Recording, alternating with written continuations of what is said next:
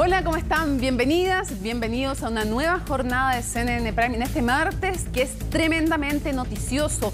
Hay temas súper importantes como cada noche para ustedes. Sigue avanzando las 40 horas, rechazado el requerimiento ante el Tribunal Constitucional de los indultos. Hay noticias internacionales que nos importan, que nos pueden afectar, como siempre. Información con análisis, con contexto en CNN Prime. Vamos con los titulares. El Tribunal Constitucional rechazó el requerimiento de Chile Vamos y Demócratas para impugnar 7 de los indultos otorgados por el presidente Gabriel Boric. El ministro de Justicia señaló que la resolución demuestra a su juicio que la atribución presidencial se ejerció ajustada a la Constitución y a la ley. La oposición, en cambio, acusó un actuar arbitrario en la entrega de los beneficios.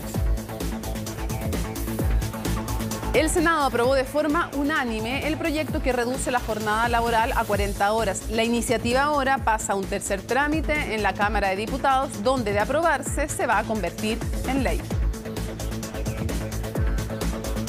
Aumenta la cantidad de morosos del crédito con aval del Estado. A diciembre de 2022, los egresados que se encontraban al día en sus deudas disminuyeron en un 6%. No pocos atribuyen este comportamiento a la promesa de condonación que hizo el actual gobierno.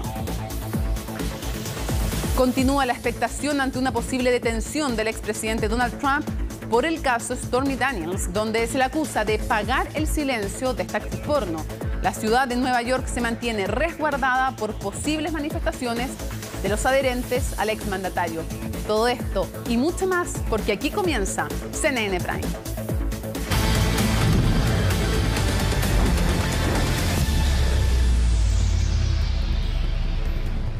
Nos trasladamos de inmediato al Congreso Nacional en Valparaíso porque con una votación unánime, Giselle, se aprobó en el Senado este proyecto que reduce la jornada laboral de 45 a 40 horas semanales. Pero Giselle, falta todavía trámite, esto no es ley aún, viene un tercer trámite, ¿no? Hola Mónica, ¿cómo estás? Buenas noches, así es, hace pocos minutos culminó la sesión en la sala del Senado. Tocaba hoy día discutir el proyecto de 40 horas.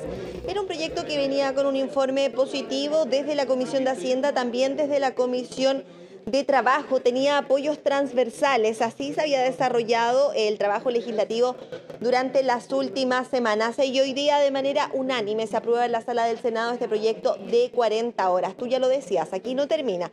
Tiene que pasar por la sala de la Cámara de Diputados antes de convertirse en ley.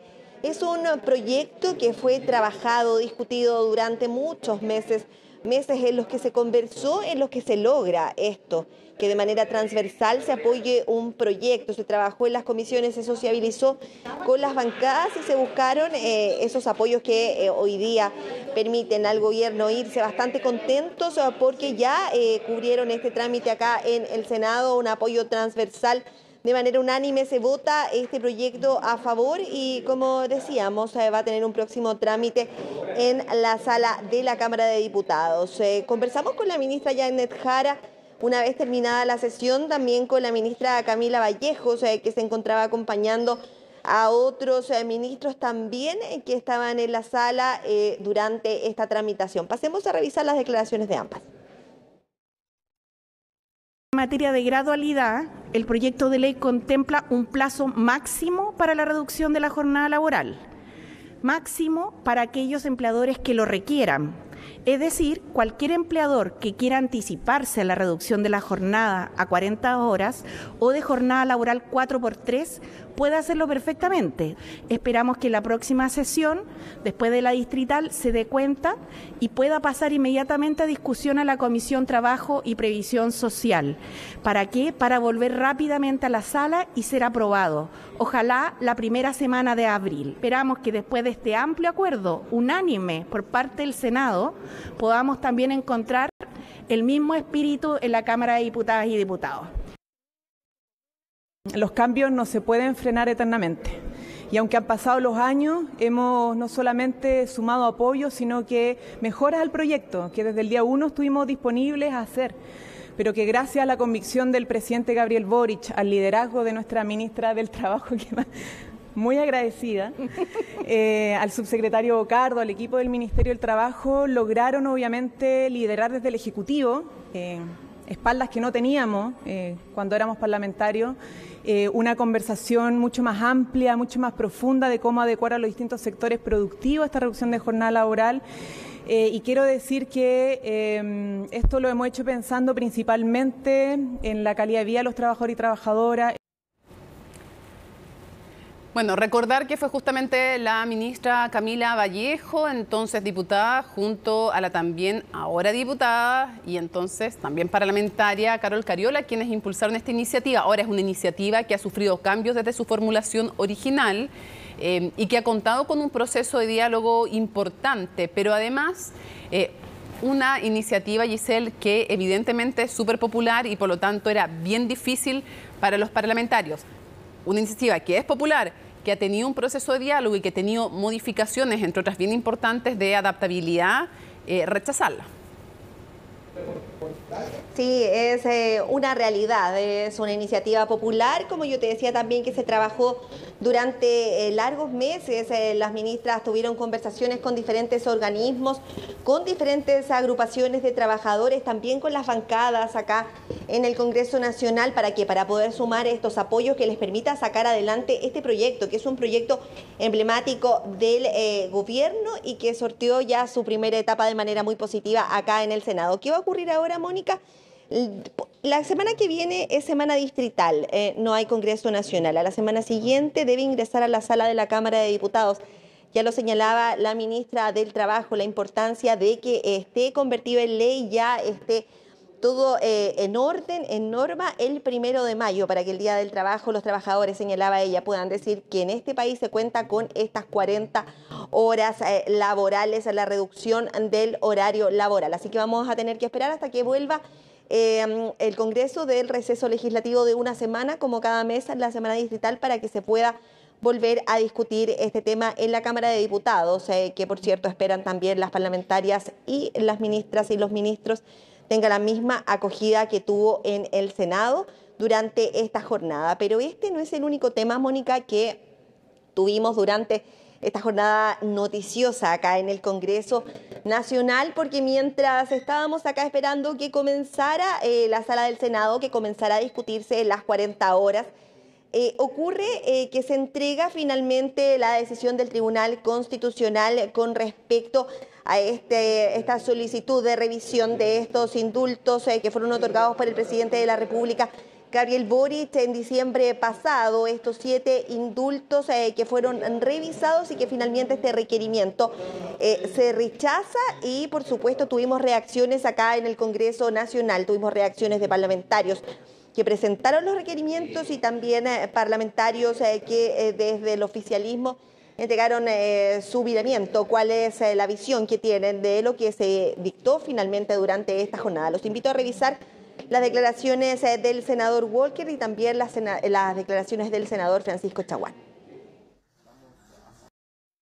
Acá lo que hizo el presidente de la República es indultar delincuentes comunes. Nosotros, por supuesto, que acatamos los fallos del Tribunal Constitucional, recurrimos a él, pero ciertamente todavía está en el proceso el recurso de invalidación administrativa que fue presentada ante el propio presidente de la República, para que todavía tiene espacio de tiempo para echar pie atrás respecto a aquello. Y nos parece preocupante que además estén en tramitación otros eventuales indultos respecto a situaciones similares. Esta atribución debe tener límites. Nosotros entendemos el indulto por razones humanitarias, por razones de salud, pero no respecto a condenados que tienen prontuario en materia de delitos violentos, y reitero, yo creo que la ciudadanía ya se hizo su juicio al respecto. Ahora, creo que aquí hay varios puntos, Giselle. Claro, yo creo que hay bastante consenso y incluso dentro del gobierno la necesidad de modificar esta facultad que parece bien arcaica, y me hago cargo, esta es una opinión bastante poco republicana. Tal vez efectivamente podría ser, como se ha planteado antes también, que el Poder Judicial, en un cuerpo colegiado que no dependa de una sola persona, tome algún tipo de decisión más restringido y acotado. Pero también recordarle a los parlamentarios que hoy día desde izquierda o derecha sostienen que esto debiera modificarse y estudiarse, que están justamente en el Parlamento para eso. Podrían haberlo hecho, esta discusión ya se ha escuchado antes y por tanto deberían justamente trabajar y haber trabajado este tema. Dicho esto, la polémica no se va a cerrar porque se cierra respecto del tema constitucional, pero sigue abierto el tema de la comisión investigadora y los cuestionamientos políticos.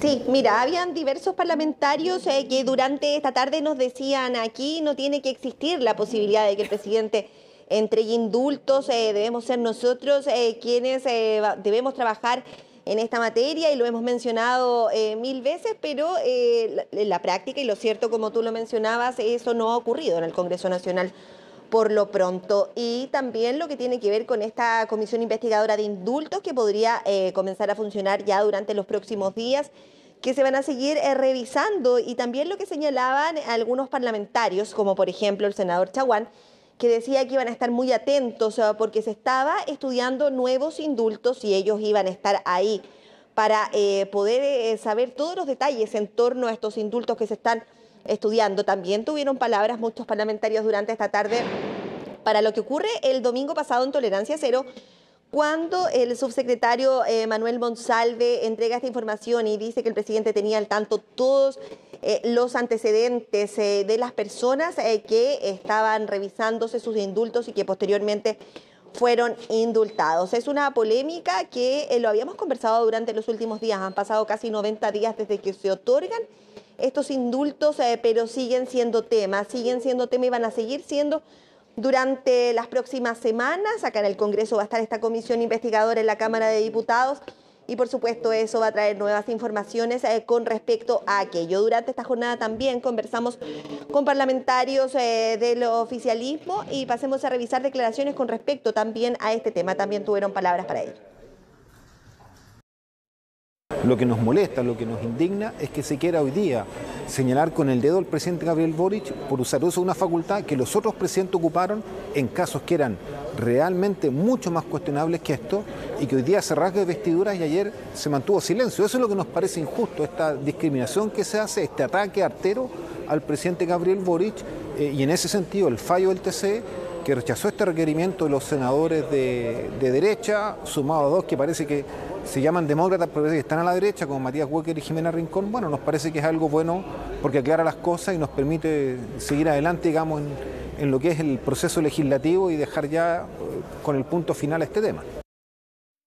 Yo creo que es lo que corresponde. Yo creo que hay que dividir aquí los casos particulares, ¿no es cierto?, que donde indulta el presidente de la República, que puede haber ahí muchos reproches, muchos aciertos, pero esa es otra cosa. Aquí lo que se le pregunta al Tribunal Constitucional es si el presidente tiene o no la facultad de realizar esto.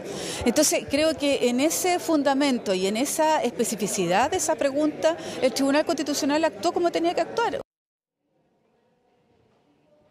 Claro, habían parlamentarios también que señalaban desde el oficialismo que es hora de dar vuelta a la página y seguir avanzando, pero ha sido difícil, como te decía yo, en estos casi 3 meses desde que se otorgan estos indultos, porque han tenido también un costo político para el gobierno esta toma de decisión y con todos los antecedentes que se han ido conociendo también durante el tiempo. Y vamos a ver también qué ocurre en esta comisión investigadora que va a comenzar a sesionar en la Cámara de Diputados con respecto a este mismo tema que sigue dando que hablar acá en el Congreso Nacional.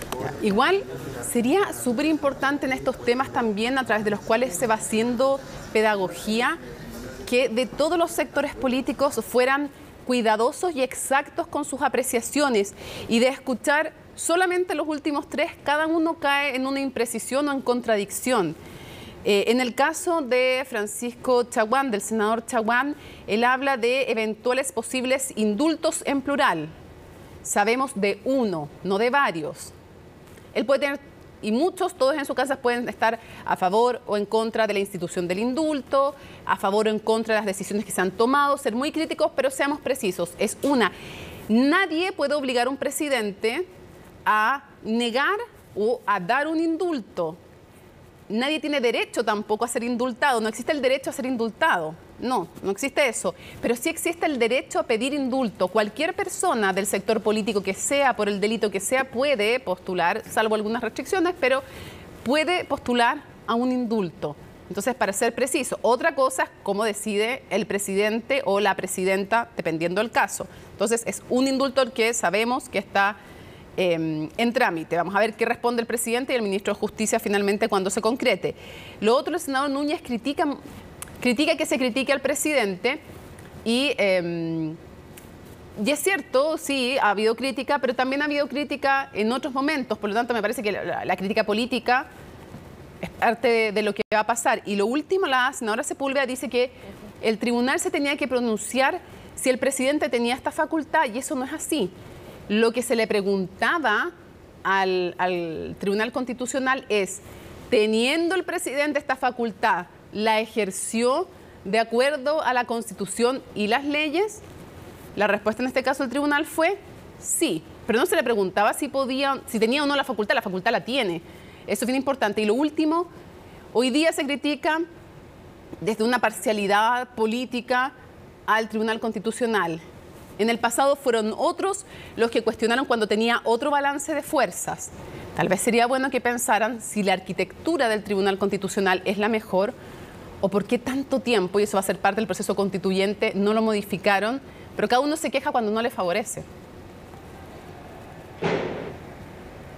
Sí, exactamente, es parte de lo que queda, de lo que se plantea por cada uno de los parlamentarios y como tú decías, también es parte de ellos entregar precisa la información, precisa sus declaraciones y también hacerse responsables de los juicios que realizan cada vez que ocurren este tipo de noticias. Claro, son noticias que ocurren en el momento, los parlamentarios aprovechan el espacio para poder exponer lo que cada uno de sus conglomerados políticos plantean o su sector plantean, pero lo cierto es que hay una tarea también acá en el Congreso que debe desarrollarse con respecto a lo que tiene que ver, que ya lo conversábamos, es qué va a pasar si finalmente se puede trabajar en alguna modificación que permita terminar con esta facultad del presidente para poder entregar estos indultos. Lo cierto es que es un tema que sigue estando en la palestra acá en el Congreso Nacional. Mañana es miércoles, mañana nuevamente van a haber sesiones y va a seguir siendo tema el de los indultos y nosotros vamos a estar acá para seguir conversando de este y de otros temas también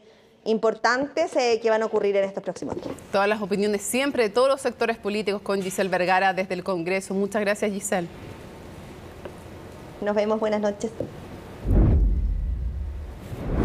Esto sí que lo supieron todos y todas los que vivimos en la zona centro del país, ¿no? Porque la zona centro fue sorprendida por un fuerte temblor de 5,6 grados. El movimiento telúrico no reunió las características para causar un tsunami, tampoco ocasionó daños, pero dejó una serie de reacciones que vamos a revisar en la siguiente nota de Daniela González. Acaba de temblar fuerte en Santiago. Tembló fuerte. Fuertísimo.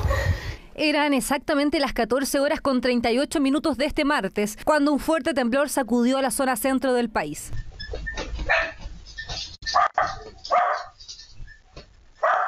En CNN revisábamos noticias internacionales cuando... Está temblando muy fuerte, sí. Sí. Hay un temblor con harto ruido, se siente bastante fuerte. Y lo podemos percibir, sí. 2,38 minutos, un temblor de envergadura en el... Estamos acá también nosotros absolutamente en vivo. Vamos a corroborar en instantes precisamente para poder darles a conocer la información de la magnitud. Y finalmente la magnitud fue de 5,6 grados en la escala de Richter, según indicó Sismología. El epicentro a 17 kilómetros de Melipilla, pero a poca profundidad. Y este tipo de temblores, si con esta primera interpretación, tiene además asociado una alta radiación de alta frecuencia. Entonces se siente un poquito más fuerte. Yo diría que comparado con otros 5.5 que ocurran incluso más lejanos, pero más superficiales. Así es que por eso es un poco distinto.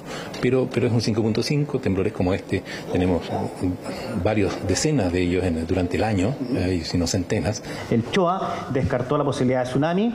Es importante importante hacer presente que a los pocos minutos también se activó de inmediato todo el sistema de gestión de riesgo de desastre, haciendo el monitoreo. Aún estamos haciendo levantamientos, pero preliminarmente no hay afectación. Se descartó el riesgo de tsunami y daños asociados al movimiento telúrico, porque Chile es un país sísmico, aunque todavía no dejan de sorprendernos estos eventos. Yo nunca he sentido un temblor tan fuerte y ahora lo sentí bastante fuerte. Se sintió, sí, bastante en el exterior, de la oficina, vidrio, un poco, que fue igual como un remesón fuerte. Y con harto ruido. Con harto ruido, exactamente. Se sintió fuerte, no sé, igual dio un poco de susto. Sí. No es para menos, así se vivió el sismo en las calles de Santiago.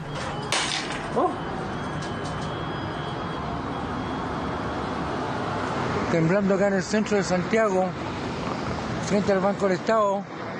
Y así en la región de Valparaíso. Claro, sí.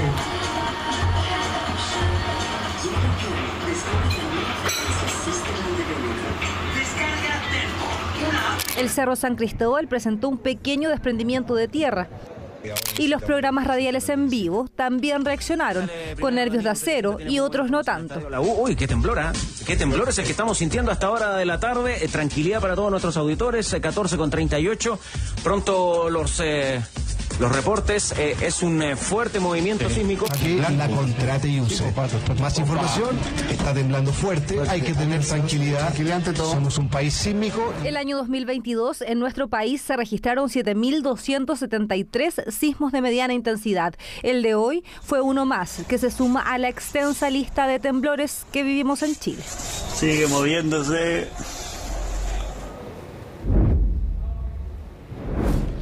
8:54 minutos. Atención con lo siguiente, porque durante esta jornada el gobierno sostuvo una reunión con representantes de las empresas y así se dio inicio a los diálogos para avanzar en una reforma tributaria, en una nueva, porque ya lo sabemos, la propuesta anterior fue rechazada. Belén Vázquez tiene los detalles del encuentro. Belén, ¿cuál fue el ánimo con el que entraron y con el que salieron?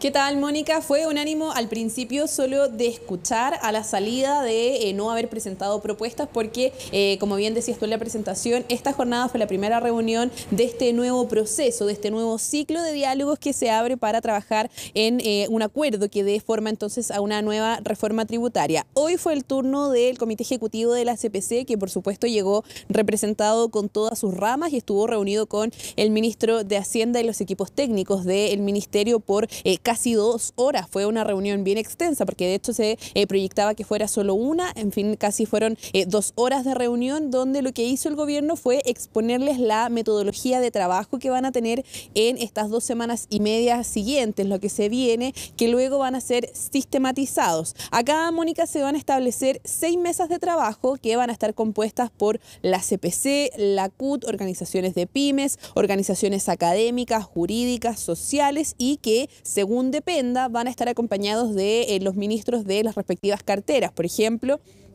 va a participar la ministra de Trabajo para las reuniones con la CUT, el ministro de Economía para las reuniones con las empresas de menor tamaño y también el ministro Giorgio Jackson para las reuniones que se tengan con las organizaciones de la sociedad civil. Y acá, decía el ministro Marcel, hay 3 focos que son importantes. Uno tiene que ver con recaudar más, otro es la responsabilidad fiscal y el tercero es establecer objetivos claros dentro de esta nueva reforma, de manera tal que lo que se vaya a acordar tenga una meta, un objetivo claro, y eso entonces va a ser parte de los focos. Además, se habló de 6 tópicos que van a estar presentes dentro de estas reuniones. Son, como yo te decía, los objetivos y los principios del sistema. También se busca avanzar en un sistema tributario más progresivo, también transparencia y eficiencia del gasto, que es una de las peticiones también, una de las exigencias que se ha hecho desde, por ejemplo, la oposición, desde Renovación Nacional. Se pide ahí también más transparencia en materia del gasto y también progresividad y equidad, todo en pos de avanzar en una reforma tributaria que permita, por supuesto, recaudar más, pero decían los empresarios que también tenga foco en crecimiento e inversión. Sobre eso se refirió el presidente de la CPC a la salida y escuchamos sus declaraciones. 2 temas que son relevantes que le planteamos al ministro, que nos importan muchísimo, que tiene que ver que sea un proceso pro crecimiento, que para nosotros es vital, y que quede muy claro que en ese sentido vamos a trabajar muy fuertemente, y también pro inversión. Chile necesita que tengamos esos dos elementos para poder generar buenos puestos de trabajo, para poder salir del estancamiento en que hoy día estamos, y por lo tanto desde esa mirada nosotros vamos a concurrir a estos diálogos. Como te decía, Mónica, esta jornada no se abordaron propuestas concretas, fue sobre la presentación de la metodología, por lo tanto todavía sigue abierta la duda respecto de la meta de recaudación que va a tener esta reforma, que desde ya se anticipa puede ser menor, porque hay que tener en cuenta que la propuesta original contemplaba un 4,1% del PIB, luego con las indicaciones quedó en 3,6% y finalmente lo que llega a la Cámara y que se rechaza era de 2,7%, por lo tanto ese es uno de los puntos por los que el ministro ha hecho más énfasis en que este nuevo proceso tiene que tener claro cuáles van a ser los objetivos para poder tener una meta de recaudación acorde a ese proceso. Ahora, la CPC también ha dicho, y fue bastante clara en este punto de prensa, en que para ellos no hay temas vetados. Por ahora no hay alguna línea roja, algún intransable, ni por sí ni por no. Se les pregunta también qué va a ocurrir con la propuesta que se había esbozado previo a la caída de la reforma respecto a subir un 1%, bien digo, al impuesto a las grandes empresas. Esa propuesta, dicen ellos, no se ha sacado ni se ha quitado sobre la mesa, aunque ellos mantienen sus reparos al impuesto a la riqueza, pero no es un tema que tengan vetado. Escuchemos también esas declaraciones. No hemos rechazado nada, claramente aquí se trata de un nuevo proyecto, y desde ese punto de vista los diálogos y el proceso posterior creo que es el camino importantísimo, sí, y quiero reiterar eso: crecimiento económico, inversión es lo que en definitiva va a hacer que se mueva Chile, porque es lo que hoy día el país necesita. No hemos sacado nada, pero tampoco hemos planteado nada nuevo, y como digo, aquí van a haber diálogos entre distintos actores y posteriormente veremos cuál va a ser la propuesta del gobierno. 2 semanas y media de diálogo entonces, que luego van a ser sistematizados, y ese proceso va a estar a cargo de Francisco Safié, que es el representante de Chile ante la OCDE. Hoy día fue el turno de la CPC, el jueves va a ser el turno del Colegio de Contadores, bien digo, y también de las universidades de Chile. Ahí va a participar también en las reuniones la ministra del Trabajo, quien también va a participar el viernes en la reunión con la CUT, y en la tarde va a haber una tercera reunión que va a ser a cargo del ministro de Economía, Nicolás Grau, que también se va a reunir entonces con las empresas de menor tamaño. Así que 2 semanas y media para diálogos, y posteriormente viene la etapa de sistematización, desde donde ya, Mónica, se van a poder extraer algunos lineamientos generales para esta nueva reforma tributaria. Perfecto, te agradezco muchísimo la información, siempre certera y precisa. Doña Belén, muchísimas gracias. Belén Vázquez, con la información económica, no solo la información, también el análisis y las proyecciones. Gracias. Nos vemos. Chao. Y este es el tema de la jornada en lo político constitucional, porque el Tribunal Constitucional rechazó los requerimientos de la oposición, que buscaba declarar inconstitucionales 7 de los 13 indultos otorgados por el presidente Gabriel Boric. El ministro de Justicia aseguró que se demostró que la facultad presidencial se ajustó a la Constitución y dio por cerrado el capítulo de los indultos. La nota es de Estefanía Bustamante. Ministro, ¿no nos puede comentar respecto del fallo? No. ¿Una declaración respecto al resultado, al detalle de la votación? Durante la mañana. Nada.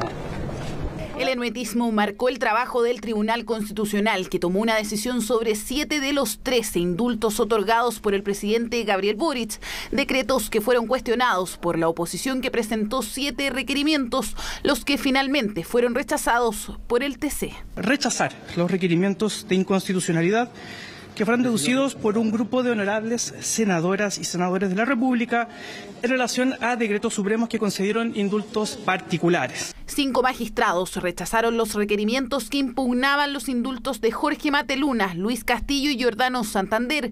Entre esos votos, el de la presidenta del TC, Nancy Yáñez, designada por el presidente Boric en abril del año pasado. Esa votación demuestra que la atribución presidencial se ha ejercido ajustada a la Constitución y a la ley. Pero yo creo que sí hay un antecedente que es clave en considerar. Ningún gobierno, desde el retorno a la democracia, ha ejercido la potestad de indulto sin conflictos públicos. En los casos de Bastián Campos, Claudio Romero, Felipe Santana y Brandon Rojas, 6 ministros rechazaron las impugnaciones. Solo 2 acogieron la totalidad de los requerimientos, los magistrados Cristian Letelier y José Ignacio Vázquez. A mi juicio carecen de legitimidad constitucional y al mismo tiempo hacen de que se vulnere el principio fundamental de dar protección a la población. Eso nomás les puedo decir. Gracias. Tengo mi posición al respecto. Hubo una mayoría a favor de rechazar y yo formo parte de la disidencia o de la minoría. Cada decreto tiene sus particularidades y cada uno de ellos motiva un proceso distinto. ¿En su caso nos puede explicar por qué decidió rechazar los requerimientos? Los fundamentos de la sentencia se expresarán por escrito y ahí estarán latamente desarrollados. Fundamentos de un fallo que por varias horas estuvo en duda ante la posible falta de quórum causada por la molestia que a través de un correo electrónico manifestó el ministro José Ignacio Vázquez. La razón, la decisión de la presidenta del TC de adelantar para este martes la sesión por los indultos. Ministro, ¿hubo molestia por parte del ministro Vázquez durante la mañana? Ya van a conocer la resolución cuando salga. Lo único que les puedo decir es que a la 1:30 hay un pleno extraordinario y en ese pleno está previsto deliberar y adoptar el acuerdo. Muchas gracias. ¿Por qué se retrasó la sesión? No tengo idea. Gracias. Aquella molestia del ministro Vázquez se retrasó la sesión del TC, iniciada a las 9:30 de la mañana y que obligó a convocar un pleno extraordinario para deliberar únicamente sobre los indultos. Yo simplemente dije que yo no participaba en la audiencia señalada de la manera en que fue fijada el día viernes. ¿Por qué cambió de opinión? Que resulta que hubo una modificación y el pleno acordamos entrar a modificar precisamente la audiencia y se fijó un pleno extraordinario para la 1:30 de la tarde. Pleno que revisó los antecedentes que tras los alegatos solicitó al Ministerio de Justicia, cartera que había sido cauta hasta hoy, en medio de la controversia que existe por la versión del gobierno sobre los antecedentes que el presidente tuvo sobre la mesa para conceder los indultos. ¿Puede decir usted que este capítulo de los indultos, por lo menos para el gobierno, se cierra? Para el gobierno se cierra. Y bueno, en adelante espero yo seguir con muchísima atención la otra cantidad de temas relevantes que están a cargo de este ministerio. El ministro Cordero está haciendo una muy buena pega. Uno de esos temas, la nueva solicitud de indulto que llegará próximamente al escritorio del ministro Cordero, también sobre los otros indultados que actualmente son vigilados por los centros de reinserción social de Gendarmería. Mientras otros respiraron aliviados después de que el Tribunal Constitucional rechazara los requerimientos presentados contra 7 de los 3 indultos otorgados por el presidente Gabriel Boric. Fueron senadores de Chile Vamos y del Partido en Formación Demócratas los que buscaron echar por tierra la decisión presidencial, cuestionando su validez. Es un fallo de la justicia y los fallos se respetan. Se mantiene la libertad de 7 personas que son peligrosas y que si llega a ocurrir algún hecho, que espero no sea el caso, todo el país sabe quién es el responsable. Lo que hizo el presidente de la República es indultar delincuentes comunes. Nosotros, por supuesto, que acatamos los fallos del Tribunal Constitucional, recurrimos a él, pero ciertamente todavía está en el proceso el recurso de invalidación administrativa que fue presentada ante el propio presidente de la República para que todavía tiene espacio de tiempo para echar pie atrás respecto a aquello. Incluso para los requirientes era esperable este resultado y con tono de resignación plantearon que asumen la decisión que tomó el Tribunal Constitucional, una que resuelve, dicen los derrotados, la cuestión jurídica respecto a los indultos. Pero la verdad es que esto no cierra el problema que existe, y el problema que existe es que tenemos un presidente que dice que se preocupa de la mayor preocupación de los chilenos, que es la seguridad, y liberó delincuentes. Si bien hay un fallo como el que conocemos hoy día del Tribunal Constitucional, el presidente no va a poder cerrarlo porque hay un problema político. Esa es una discusión política legítima que genera en la sociedad, pero otra cosa es la atribución del presidente de la República, amparada en la actual Constitución y en la legalidad y una ley que rige los indultos, y eso el Tribunal Constitucional ha desestimado el requerimiento de Chile Vamos. Por tanto, en mi opinión, hay que dar vuelta a la página. Esta es primera vez que el Tribunal Constitucional revisa requerimientos respecto a indultos concedidos por un presidente de la República, acciones que todos los mandatarios han realizado durante sus gobiernos. En esto se basó todo este tiempo el oficialismo para defender esta esta facultad presidencial, ahora volvieron a insistir en el punto, señalando además que por lo mismo el resultado era esperable. Lo que hizo este fallo fue decir que los indultos que ejerció esta facultad el presidente estaban ajustados a derecho, pero sin embargo aún queda la responsabilidad política, ¿no es cierto?, en un minuto en que el país vive una grave crisis de inseguridad. Que ahora se diga que el presidente Gabriel Boric, por situaciones que se dieron en el contexto del estallido social, de la protesta social, está más o menos que generando impunidad, y todos los otros presidentes usaron la facultad de indulto sin que se le hicieran críticas tan duras y se recurriera al Tribunal Constitucional, obviamente aparecía como algo exagerado, y yo creo que en eso se reconoció la facultad que él tiene el presidente, lo que es una obviedad. De todas formas, los parlamentarios llamaron tanto a separar la discusión respecto de la legalidad de los indultos como también de las responsabilidades políticas que ha dejado esta polémica. Bueno, el tribunal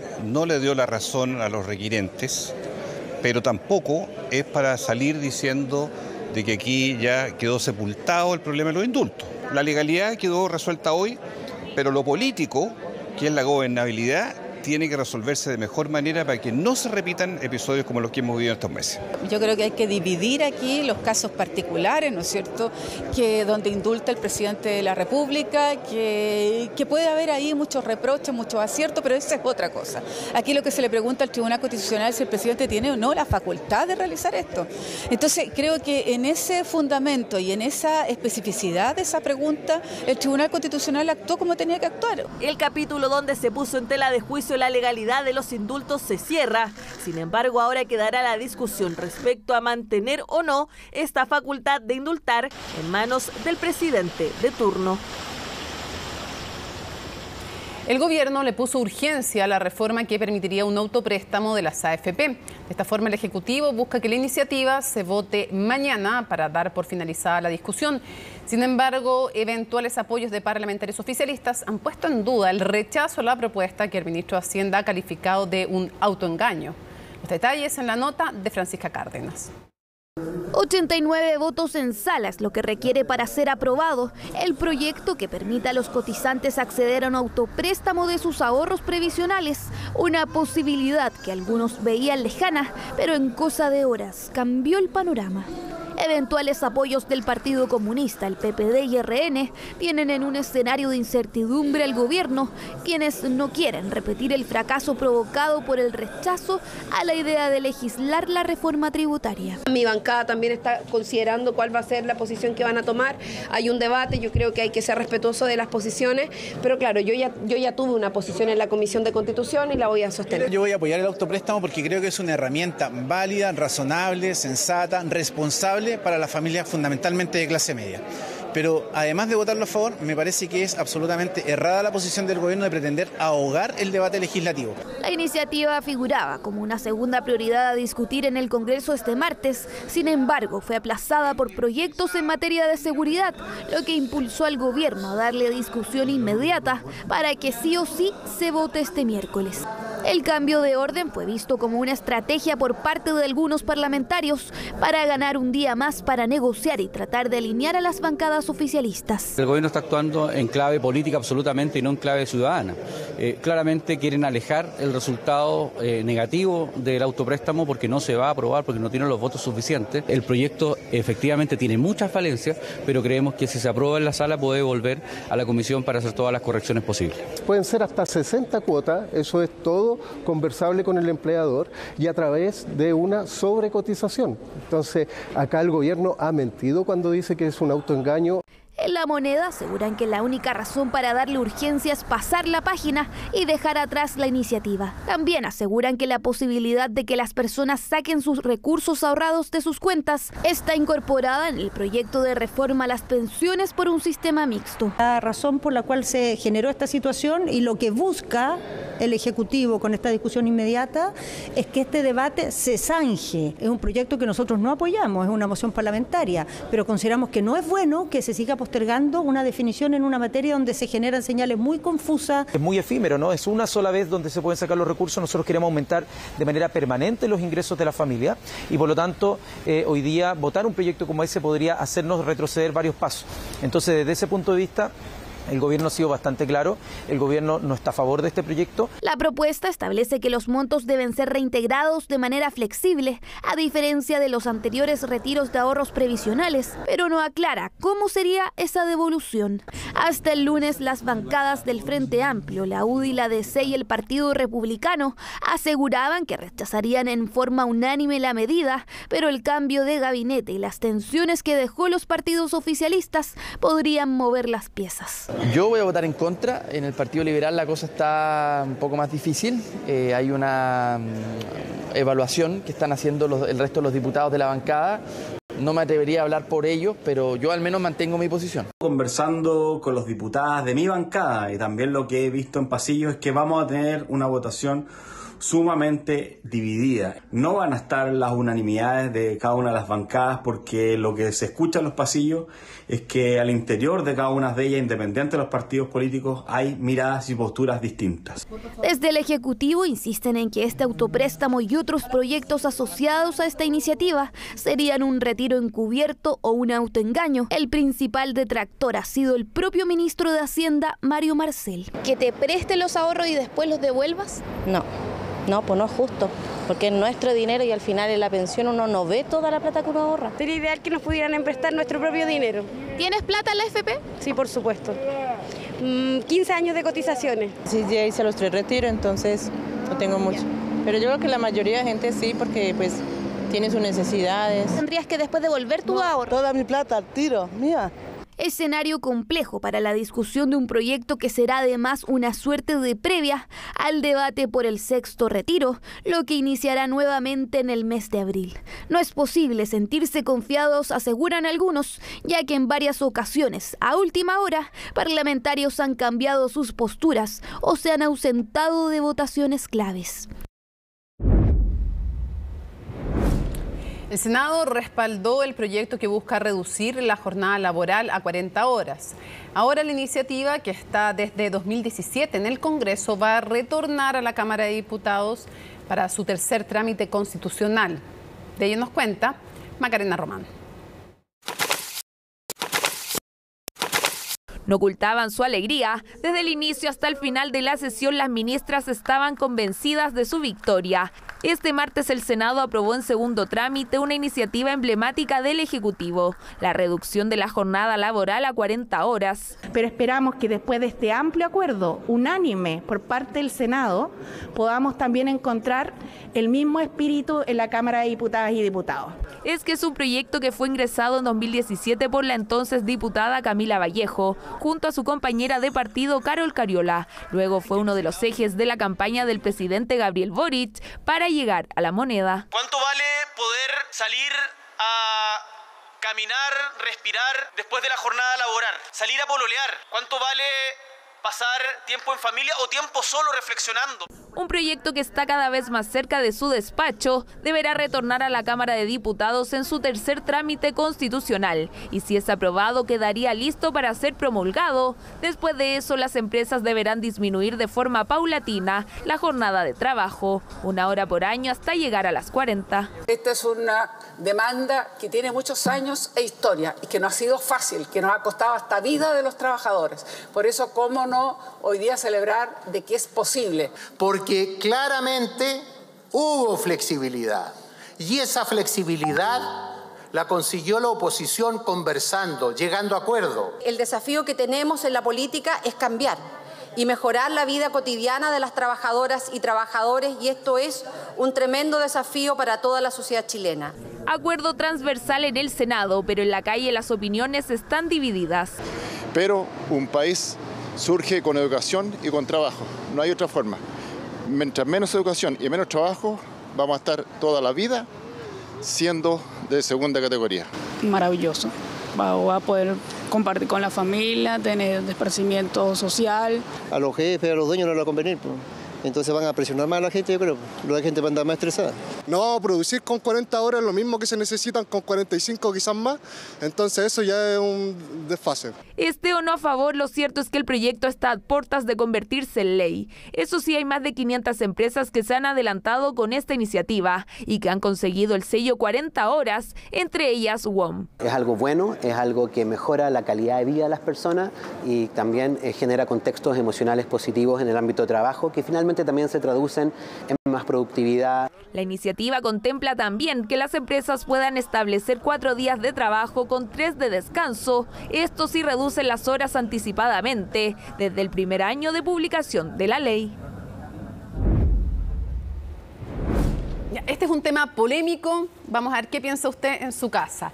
La demolición de las denominadas casas narco vuelve a generar el debate luego que el presidente de la Cámara de Diputados, Vlado Mirosevic, llamara a otros alcaldes a replicar la medida iniciada en la Florida. Pero hay que recordar que hay autoridades de gobierno, unos que han sido a veces irónicos y otros que directamente han criticado la medida. De ello nos va a contar en su informe Valentina Nieto.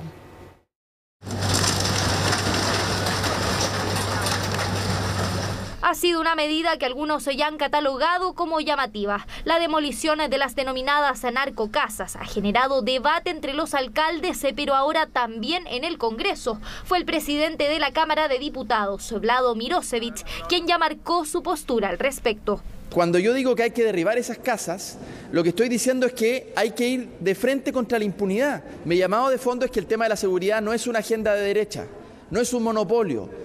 Aquellos que estamos defendiendo ideas progresistas también tenemos que abrazar una agenda que le pertenece a todo el mundo. Un llamado que realizó a través de su cuenta de Twitter y en la que instó a los alcaldes progresistas a continuar con una medida que inició el alcalde Rodolfo Carter en la Florida. Agradezco las palabras de patriotismo de estos dirigentes políticos de centro izquierda. Y el presidente de la Cámara de Diputados es un hombre que apoya la coalición del presidente Boric. Y por lo que ha dicho, no pasa a ser partidario de mis ideas ni de mi sector. Simplemente el presidente de la Cámara de Diputados, Vlado Mirosevic, lo que está actuando es como un patriota. Y es que la demolición de viviendas tomadas por el narcotráfico no ha tenido una buena recepción en el gobierno. Aquí no se trata de demoler una casa.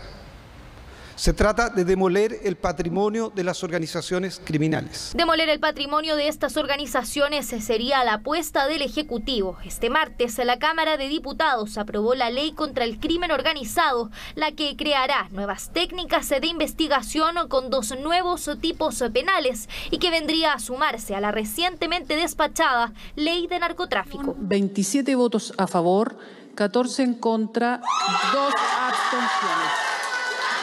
Toda esa iniciativa que ha tenido el alcalde de la Florida se refiere a perseguir el caso de casas o edificaciones que tienen irregularidades de la ley de urbanismo.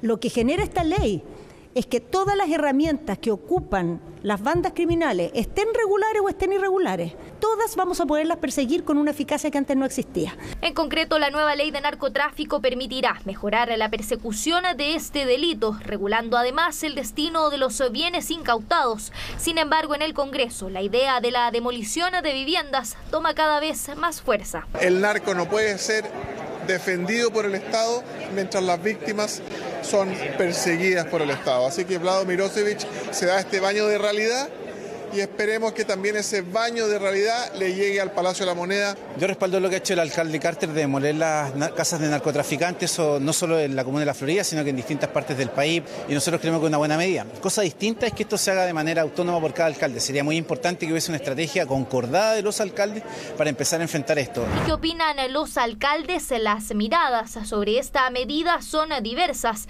mientras algunos insisten que debe ser el Estado el que proporcione los recursos para llevar a cabo estos operativos. Hay otros que declinan continuar con la idea. No todos los municipios tienen los recursos humanos y materiales para demoler sus propiedades, pero hay que hacerlo. Es el Estado el que debiera hacerse cargo. Yo considero que no es el mejor camino. Se acaba de aprobar la ley que fortalece el combate al crimen organizado y yo más bien le pediría que se preocupara de que se promulgue lo antes posible, ya que no todas las casas de los narcotraficantes son construcciones irregulares. Debiera haber una ley que permitiese confiscar los bienes inmuebles de los narcotraficantes y que esos sean traspasados a organismos públicos, principalmente a los municipios.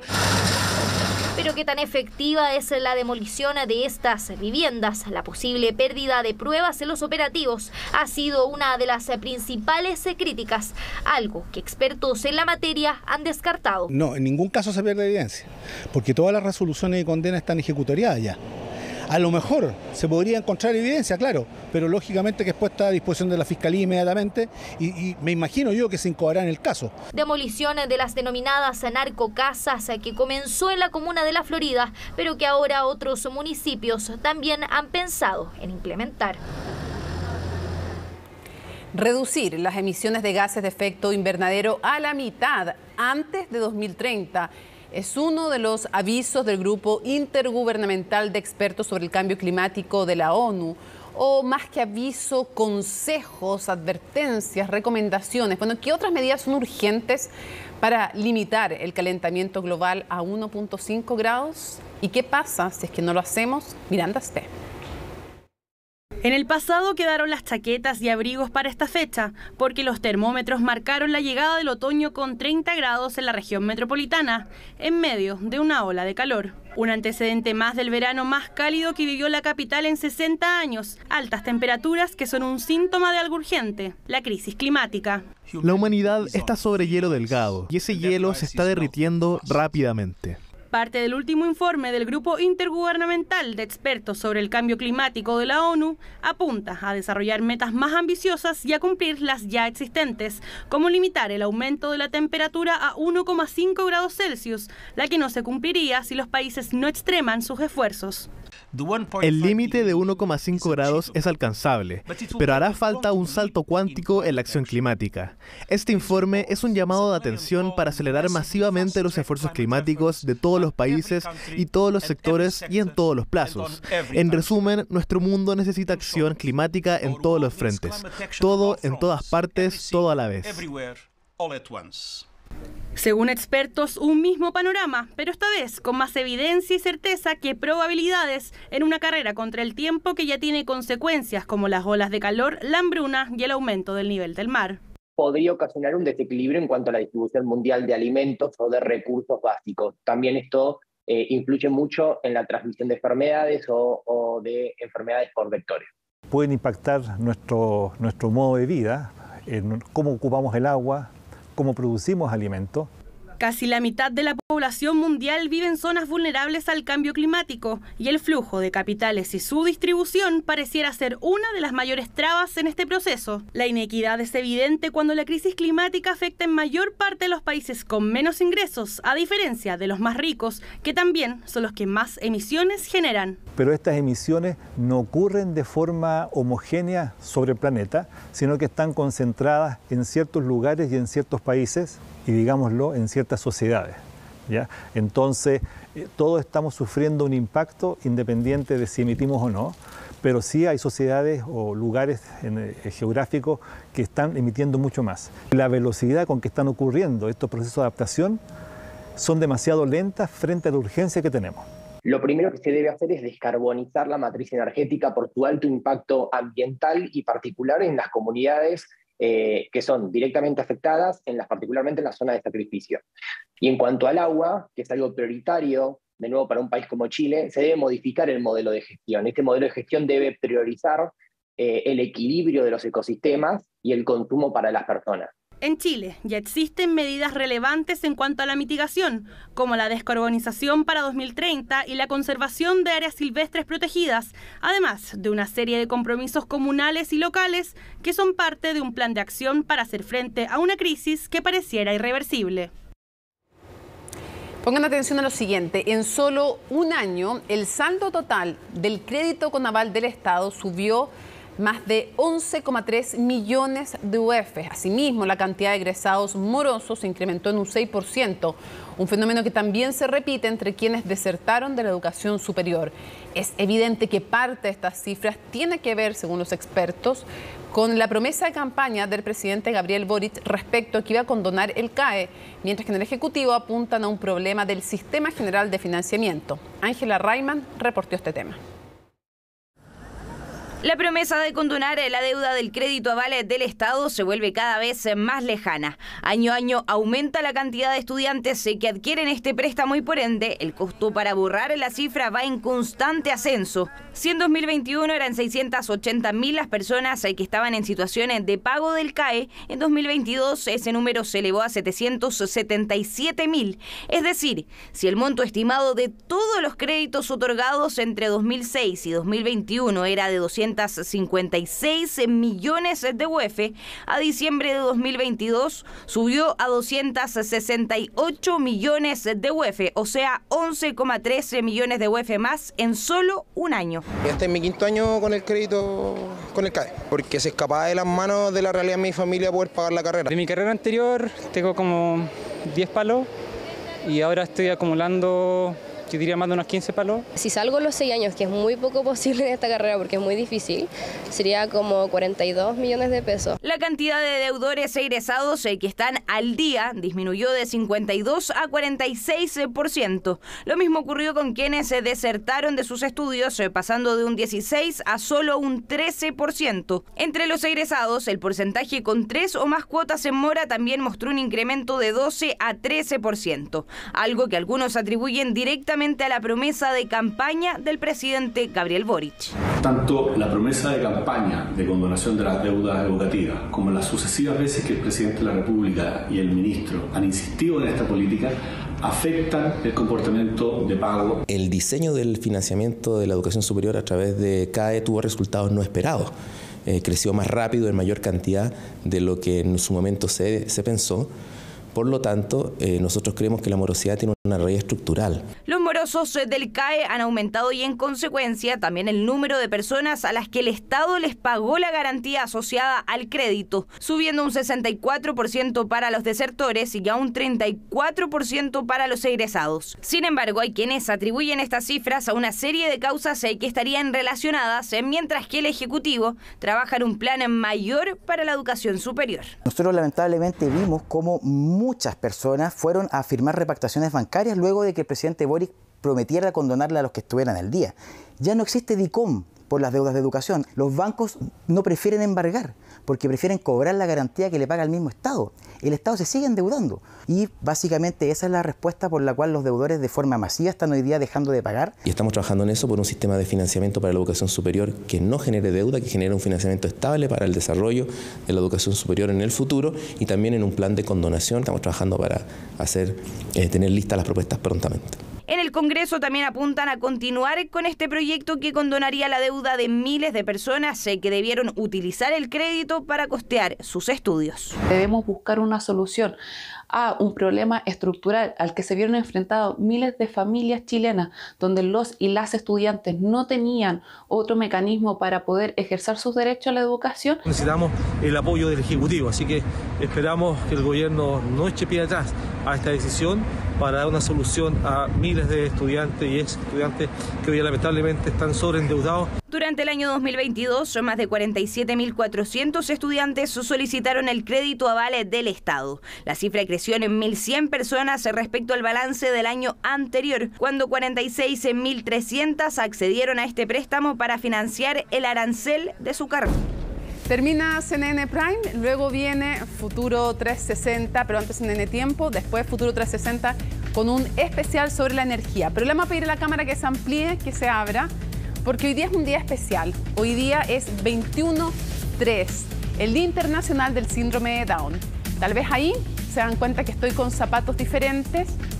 Es uno de los gestos que se pueden hacer, zapatos diferentes, si es que ustedes, por ejemplo, no pueden usar esto. Miren, calcetines diferentes. ¿Por qué nos ponemos calcetines diferentes? Quienes somos parte de esta comunidad en que tenemos un familiar o amigo con síndrome de Down y pueden hacerlo todos. Porque los calcetines se parecen bastante a los cromosomas. Las personas tenemos pares idénticos y quienes tienen síndrome de Down y esos ojitos achinados preciosos tienen 3 cromosomas en vez de 2 en el par 21. Por eso, el 21/3 es el Día Internacional del Síndrome de Down y con estas especies de cromosomas, para que todos los niños también en su casa se lo cuenten después, celebramos que podemos ser todos diferentes, pero que todos tienen el derecho de ser respetados y ser incluidos. Incluir no es un favor, es un deber. Este es un muy especial entonces, 21-3, que le damos un tremendo abrazo a todas las personas de ojitos rasgados. Nos queremos comprometer, como siempre, con la inclusión en CNN Chile. Martes 21 de marzo. Así estuvo nuestro país y el mundo. Somos CNN Chile. Buenas noches.